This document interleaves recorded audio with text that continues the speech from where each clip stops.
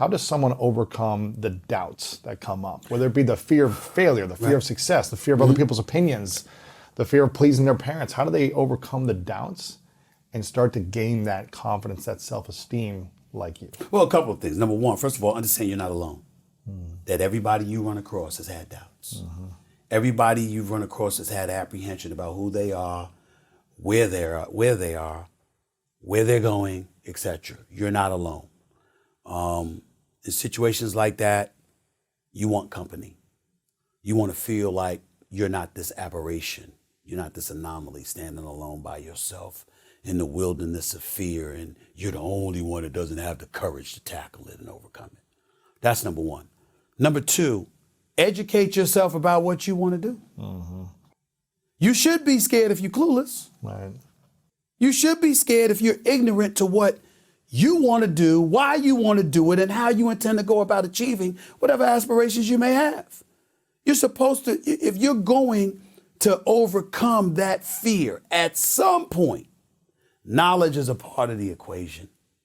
So educating yourself about what it is your field is, what it is your aspirations are, whatever the case may be, the minefields that lie in wait, all of these different, the potential minefields, et cetera, et cetera. You got to know to educate yourself about those things because you have no shot at overcoming it if you don't educate yourself. And last but not least, you know, it's not just about educating yourself and knowing that you have company, but really the most important thing is really putting yourself, and it requires like a literal, not just figurative, but a literal look in the mirror. Asking yourself how you will feel if you never try. Ooh. Asking yourself that. Yeah. If I never try, if I don't go for this, where's that going to leave me? When you don't do that, what you have done is refrained from challenging yourself to be all you could be. Because there's no one that could become all they could be without looking at themselves. Absolutely. You know, Denzel Washington talks about consistency, the importance of consistency. You understand? You got to put in the work, you got to go for it. But you have to have consistency. Because without consistency, putting in the work, the dream is nothing but a dream. Right. And I get all of that. But you have to be able to look at yourself. And you have to be able to be honest with yourself and know when you mess up. Because when you mess up, Lewis, it's going to catch you. And what I mean when I say it's going to catch you is at some point, you're going to look at you and you're going to say, I didn't try. I didn't go for it. And we know this because of relationships and various other things, but I often tell people this, particularly when it comes to relationships. Relationships come and go. Things don't work out sometimes. But there is nothing on earth worse than when you know you're the reason it messed up. See, if somebody mistreats you, if somebody that you love wants you, you know, don't want you no more, but you wanted them and you treated them right and blah, blah, blah, but it didn't work out, it hurts. But you'll be fine. Yeah. Most people will be fine. When you're not fine is when you know it was you. You messed up. You messed up. You hurt them. You wanted them and you messed up. And you messed up. Now, if you didn't want them and you messed up, okay. Because you didn't want them. Perfectly illogical explanation as to why you messed up. But when you wanted them and you effed up, it's no greater pain. Yeah.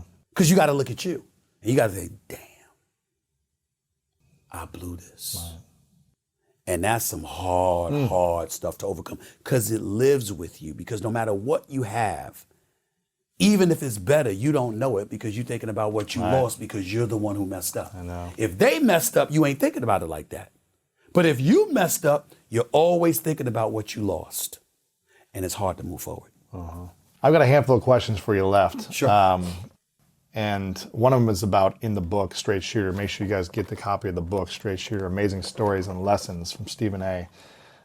You talk about your dad, and I'm curious the biggest lesson he taught you, whether in a good way or a bad way, that you said, this is something he did positive that I'm going to do as a father, or something that I'll never do as a father that he did.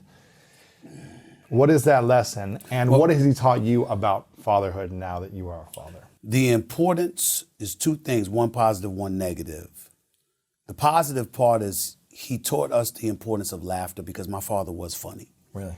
And, you know, he was exceptional in sports and he was an exceptional calypso dancer.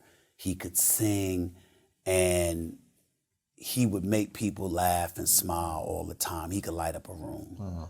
And, you know, the importance of laughter, you can bring up a lot of gifts, but somebody's ability to make other people laugh is one of the greatest gifts you could ever give anybody. That's a positive. The negative is that, and it answers the question about fatherhood,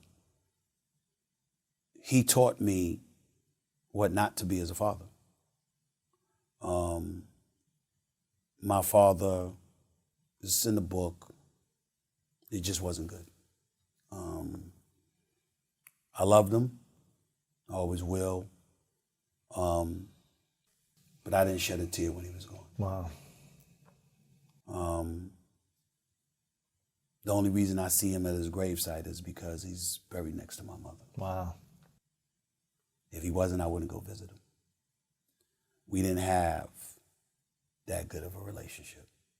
It's not hatred, but there is a significant and flagrant lack of respect. My lack of respect for my father has very little to do with me. Mm-hmm. It has very little to do with how he, quote unquote, treated my mother. Because my philosophy is don't put your hands on a woman. He put his hands on my mother, we'd have killed him. Mm-hmm. But he never did that. And he preached against it. So I give him credit for that. But what he did with my mother, he forced her to be the man of the house. Now, I know that's not the popular thing to say in this woke culture. I'm not apologizing for that. It is a beautiful, beautiful thing for a woman to have a career, to make money, to provide for her family. I admire it. I respect it. I throw no shade on it.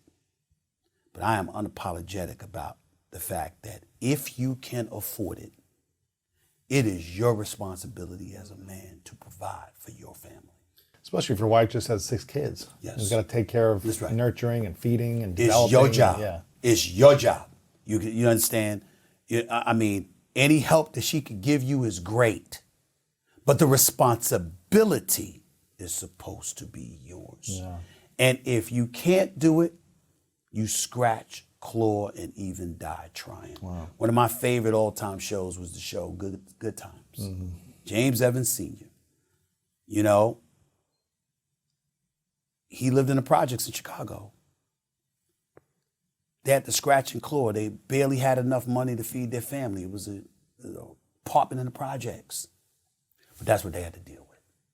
He was the one out there busting his butt every day to make sure that his wife and his children were provided for. Wow. I'm of that ilk. It means nothing to me. And I mean nothing. And I'm not married. I've never been married, even though I'll probably get married sometime in the near future. The bottom line is this. It's my responsibility. And I usually say this, and even though I would take care of my wife and what have you, I have 2 daughters, and I tell people all the time, if they're hungry, it's because I'm starving. I don't eat. Wow. I don't eat unless I know they eat. Wow. I'm not comfortable until they're comfortable. I'm not providing for me until I provide for them. When they're taken care of is when I get to take care of me. The priority is them because they didn't ask to be here. They're mine and they're my responsibility. Wow. And I live by that. Wow. And so to me, any man that thinks differently is not the kind of man that I respect. Sure.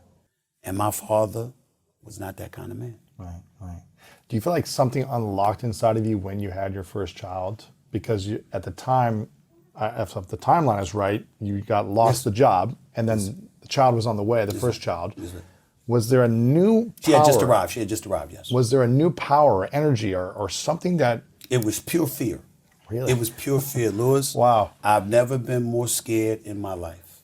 I've never been more scared in my life. I was petrified.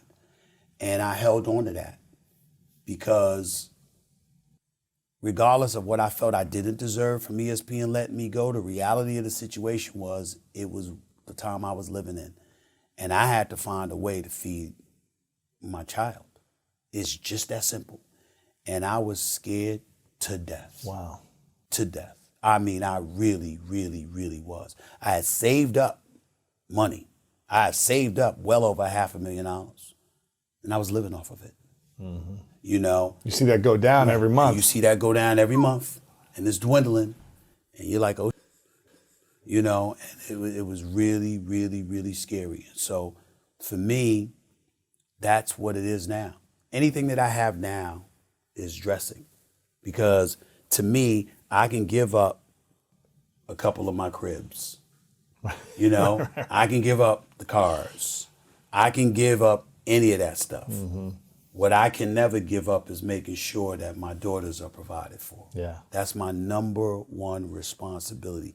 Everything comes after because I'm a man, and that's my responsibility. Yeah. And if I were to get married, even though unmarried, I'm still like that. But if I was married, I'd be even more like that. It's my job to handle my responsibility for my wife. Now, some people be like, man, please, you got some men out there that's like, hey, man, please pay some bills. What you think? Sure. I don't think like that, because anytime I see a woman pushing and struggling or whatever, I think about my mom and what my mother was forced to go through. Right. And so for me, that is everything to me. You do what you want. Right. I'm talking about what you have to do. I'm not talking about doing what you want. To me, if you are a man and you have a woman in your life, you have a family, she should have to pay bills. Right. That's your job. Mm-hmm. That's just the way I am. I had enough confidence to know that the skill set, which got me a basketball scholarship, which put me in a position to learn from a legend, not just about sports, but about life. Mm-hmm. I learned about that, and then I learned about the importance of networking because he knew everybody.